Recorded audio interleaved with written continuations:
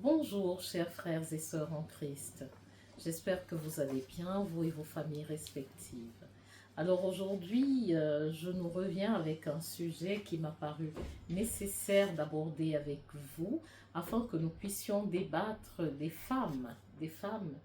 Je vais préparer aujourd'hui un texte sur l'histoire du corps de Moïse, qui me semblait un texte important que l'Esprit m'avait mis à cœur de partager avec vous.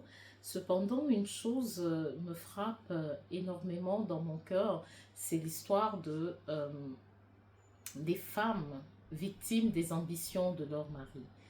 Euh, de plus en plus, nous voyons dans notre société, si nous prenons l'exemple dans la Bible, on va voir certaines femmes comme Abigail qui avait épousé un Nabal. On va voir des femmes euh, qui, dans la Bible, ont été souvent des soutiens et des figures fortes. Euh, J'aime à revenir sur le livre de Marek Alter, pour ceux qui lisent, un grand auteur, Marek Alter, qui a écrit la Bible au féminin. C'est lui qui nous a montré tous les personnages féminins de la Bible, leur histoire et l'impact qu'elles ont eu, toutes ces femmes dans la Bible. Donc aujourd'hui, on va parler de...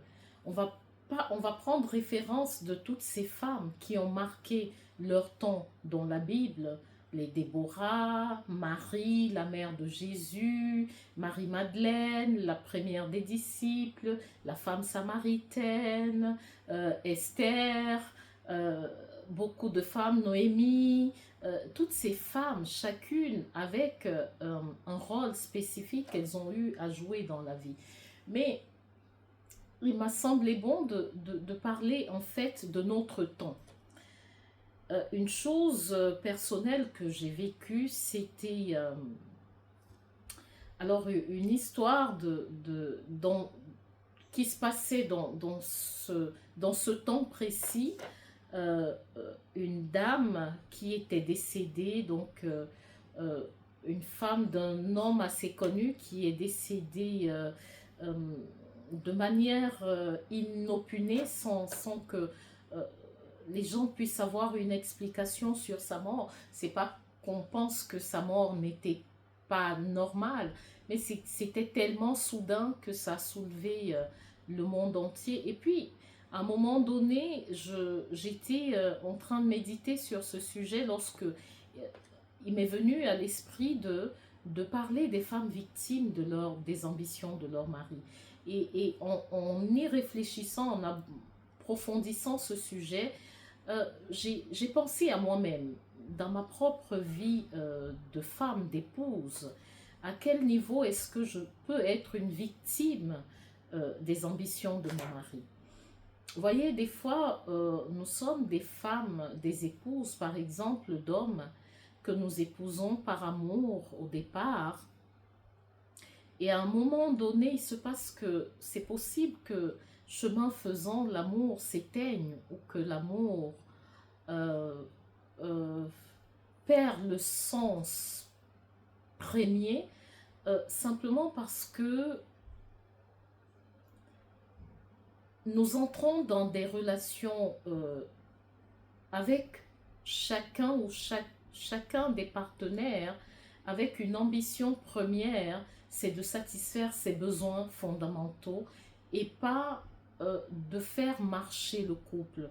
Parce que Dieu dit que celui qui a trouvé une épouse a trouvé la vie. Celui qui a trouvé une épouse a trouvé une bénédiction. C'est une bénédiction de Dieu, une femme. Et comment donc aujourd'hui on peut croire que dans des couples aujourd'hui où des femmes sont dans les mariages avec les hommes, hein, que finalement des femmes soient devenues... les mariages se disloquent facilement, les divorces sont prononcés à gauche et à droite, les familles sont déchirées. Qu'est-ce qui marche pas? Qu'est-ce qui n'a pas marché? Qu'est-ce qui est un problème? Où est-ce qu'il est le problème? Alors, lorsque je vous parle de ce que, dans ma propre vie, je suis allée me poser moi-même la question, où est-ce que j'ai pu être justement victime des ambitions de mon mari? C'est qu'à un moment donné, vous voyez, lorsque cet amour s'est éteint, ou lorsque l'amour n'est plus motivé euh, par l'Esprit de Dieu, il est motivé maintenant par les ambitions des hommes. Je reste avec toi parce que éventuellement je fais le choix d'être avec toi pour les yeux de la société, parce que ce serait beaucoup trop compliqué de recommencer, ou parce que justement aux yeux du monde tu es la personne avec qui j'aimerais faire chemin, mais pas vraiment parce que mes sentiments sont encore attachés. Et en y réfléchissant, je me suis dit, on allait en parler de ce sujet, on allait le débattre, parce que il est temps que les femmes sortent de cet obscurantisme.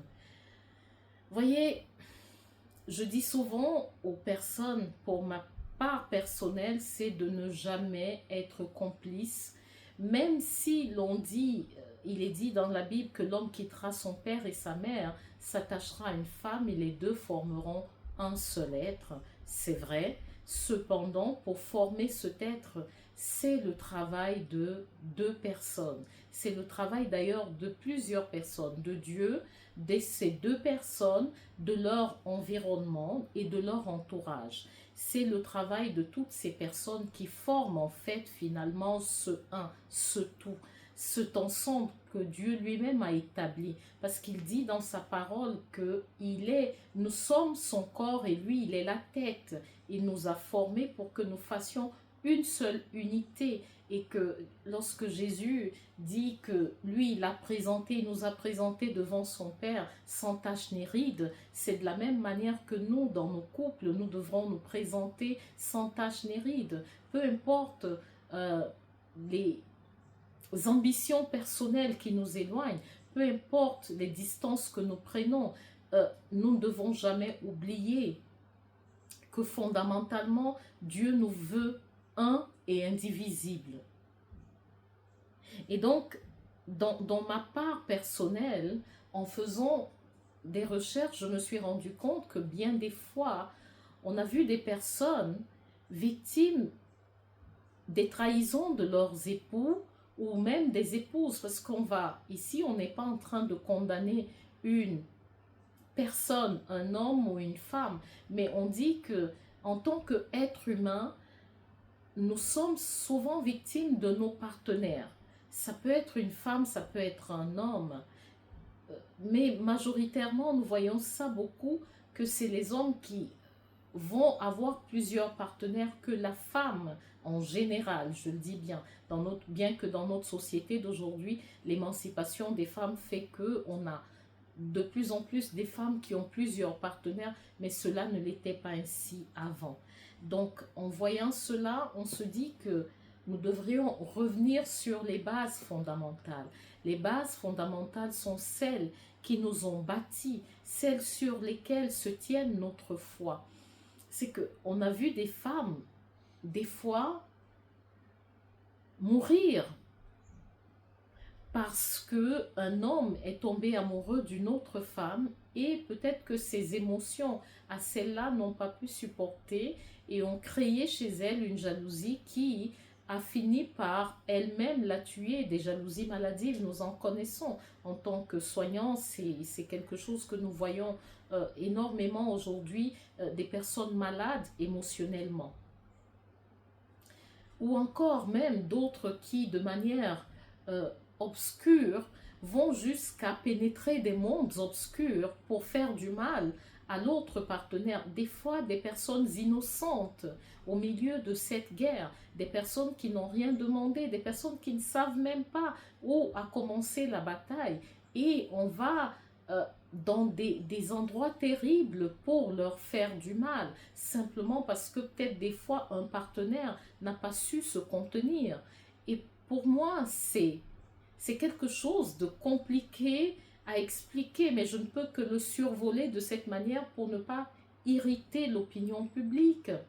Nous sommes ici sur une chaîne publique où tout le monde peut se reconnaître. Cependant, ce que je dis aujourd'hui, c'est que nous devons de plus en plus faire attention. J'interpelle la femme en général, la femme, l'homme, le partenaire en général, de faire attention à nos vies.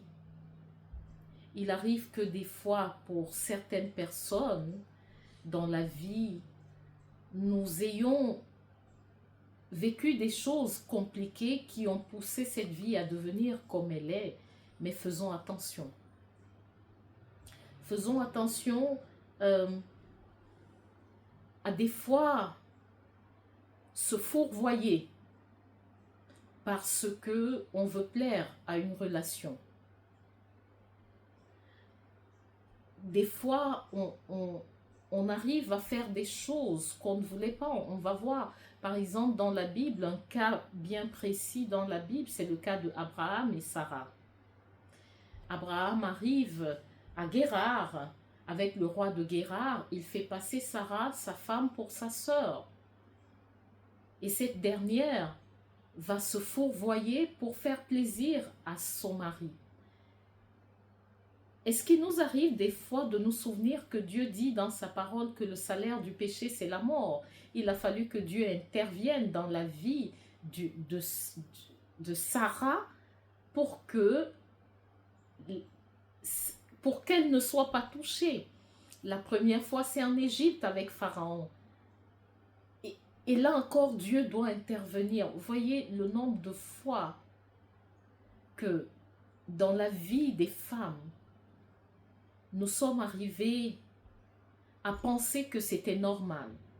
Que c'était normal de se fourvoyer. C'était normal d'accepter de vivre une vie qui n'était pas la nôtre. D'accepter de répondre à apporter une réponse à une question qui ne nous était pas posée. Lorsque nous vivons avec un homme et vice-versa, lorsqu'un problème est posé dans le couple, ne soyons pas les premiers ou les premières personnes à vouloir le résoudre. Allons toujours vers le Créateur, vers celui qui nous a mis ensemble, lui dire voici que nous sommes dans ce territoire où tu nous envoies aujourd'hui et il y a une question qui est posée, c'est que nous ne savons pas quoi faire, le couple est menacé, mais ne cherchons pas à résoudre les problèmes par nous-mêmes. S'il y a une chose que j'ai apprise de ma propre vie, c'est cela, c'est que le salaire du péché réellement c'est la mort. Et il peut arriver qu'un partenaire va vous laisser ou comme Sarah va vous donner, va vous livrer pour être utilisé au dessein du couple. Cependant, nos partenaires d'aujourd'hui ne sont pas Abraham. Demain, ils vous le font payer avec d'autres Agar qui entrent dans leur vie.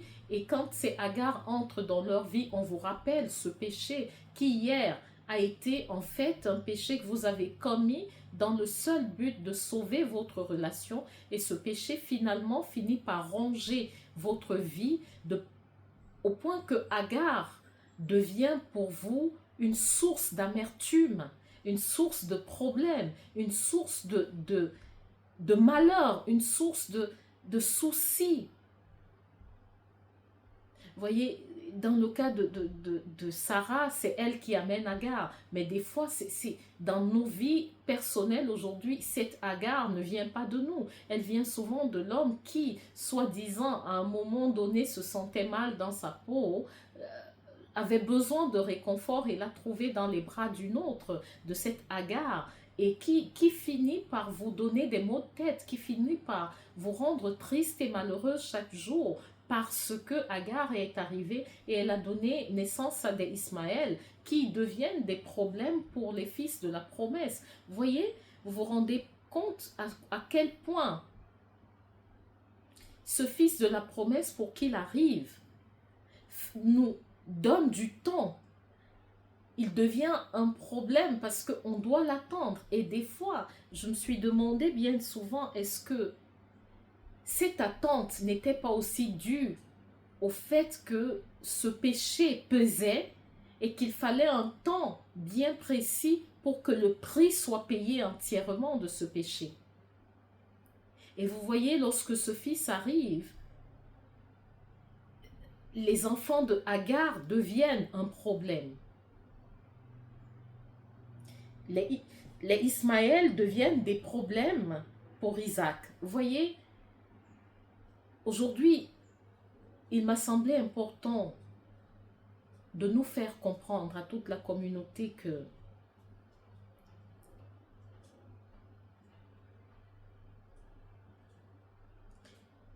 toute femme doit être sage.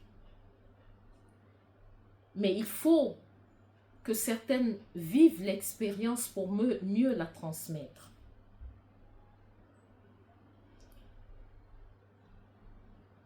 Lorsque nous sommes une Sarah dans la vie d'un Jacob ou dans la vie d'un Abraham, sachant que il ne nous revient pas à nous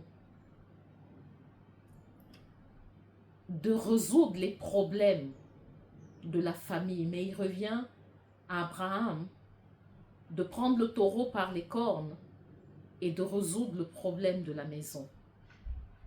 Ou encore c'est ensemble, main dans la main, comme Tobie et Sarah, la nuit de leurs noces, vont s'asseoir devant Dieu et prier en disant « Seigneur, nous voici tes enfants rassemblés devant toi. Nous avons choisi de nous unir l'un à l'autre. Nous te demandons de bien vouloir faire descendre sur nous ta bénédiction, afin que la terre sur laquelle nous sommes puisse nous bénir, parce que nous rencontrons une adversité qui refuse de céder face à notre amour, face à la mission pour laquelle nous sommes venus.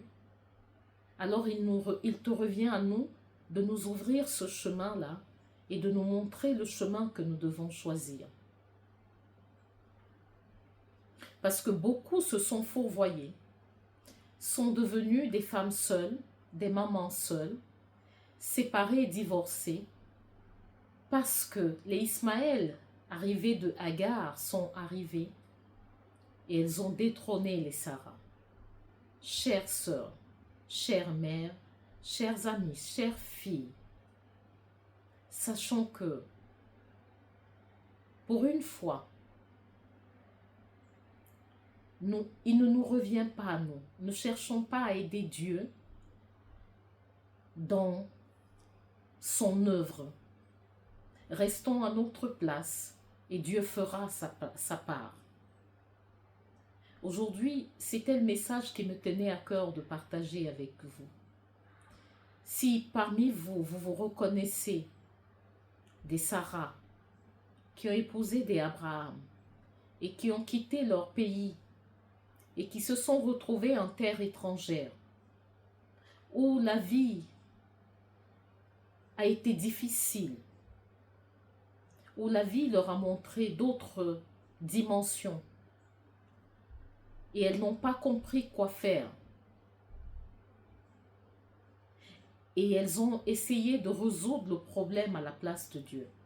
Elles se sont fourvoyées parce qu'elles voulaient aider Dieu à accomplir ses desseins.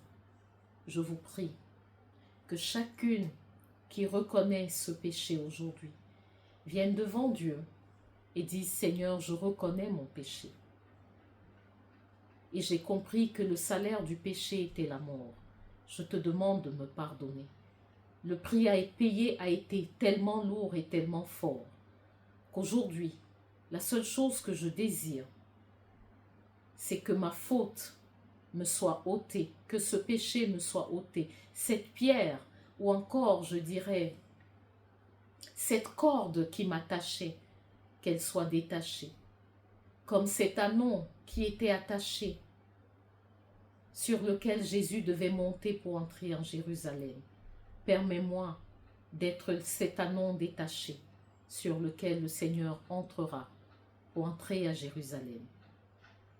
Seigneur, pardonne mon péché. Lave-moi, comme disait David, avec l'hysope pour que je devienne pur.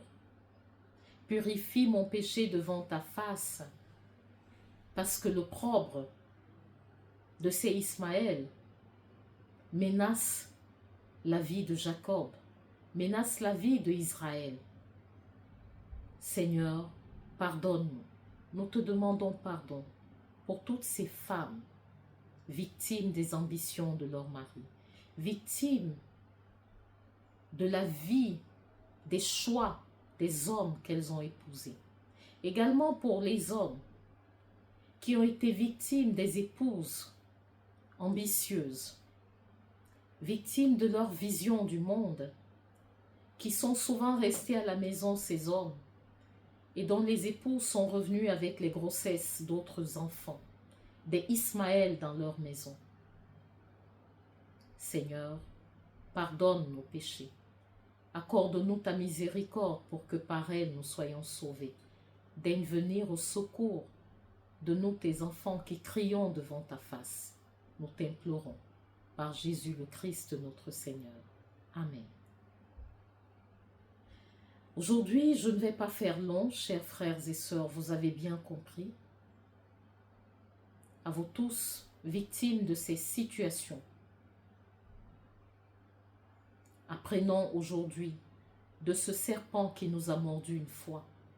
Ne le laissons plus nous mordre une seconde fois. Utilisons cette faute devant nous comme le serpent d'airain. Montons-le haut afin que tous ceux qui le regardent soient guéris de la morsure du serpent. C'est là que je vais m'arrêter aujourd'hui. Et je vous demande de partager et de liker massivement afin qu'une majorité de personnes victimes de ces erreurs aujourd'hui soient sauvées. Dans l'attente que les promesses de l'Éternel soient toujours votre partage. Au nom de Jésus-Christ, j'ai prié. Amen.